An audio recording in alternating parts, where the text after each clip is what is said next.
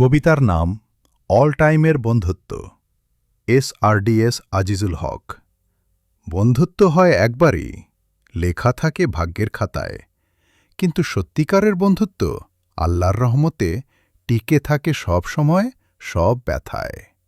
স্বার্থ শেষ হলে অনেকেই নীরবে দূরে সরে যায়, যে চুপচাপ পাশে থাকে সেই বন্ধু চেনা যায়। কথা কম, দোয়া বেশি, লাভ লোকসানের হিসাব নেই, হৃদয়ের সাথে হৃদয় বাঁধা রবের ইশারা ছাড়া হয় নাই। সময়ের স্রোতে ভাঙে পরিচয়, মুছে যায় অনেক নাম, কিন্তু খাঁটি বন্ধুত্ব রয়ে যায় বিশ্বাসের মতো অবিচল। এই বন্ধন দুনিয়াতেই নয়, পরকালের পথেও আলো।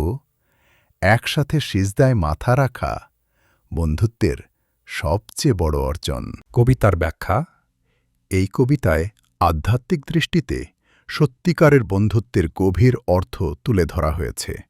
কবি বোঝাতে চেয়েছেন যে বন্ধুত্ব সাধারণত একবারই সৃষ্টি হয়, কিন্তু তার স্থায়িত্ব নির্ভর করে আল্লাহর রহমত ও নিয়তের উপর।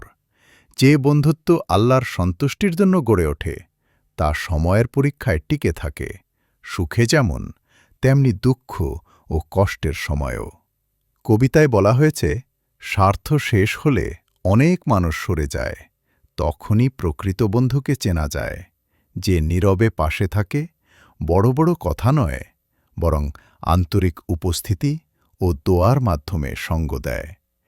এখানে কথা কম, দোয়া বেশি বাক্যটি দ্বারা বোঝানো হয়েছে যে সত্যিকারের বন্ধুত্ব বাহ্যিক প্রদর্শনে নয়, বরং অন্তরের অনুভূতি ও আত্মিক সম্পর্কের উপর দাঁড়িয়ে থাকে।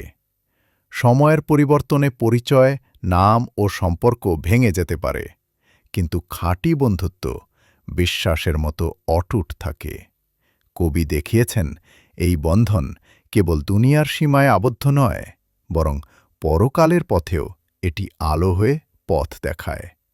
একসাথে আল্লাহর কাছে মাথা নত করা, অর্থাৎ সিজদায় এক হওয়া, এই বন্ধুত্বের সর্বোচ্চ রূপ, যেখানে সম্পর্কটি ইবাদত ও ঈমানের সঙ্গে যুক্ত হয়ে যায়। সার্বিকভাবে কবিতাটি শেখায় যে সত্যিকারের বন্ধুত্ব হল এমন এক আত্মিক সম্পর্ক যা স্বার্থ, সময় ও দূরত্বের ঊর্ধ্বে উঠে আল্লাহর সন্তুষ্টির পথে একে অপরকে সহায়তা করে।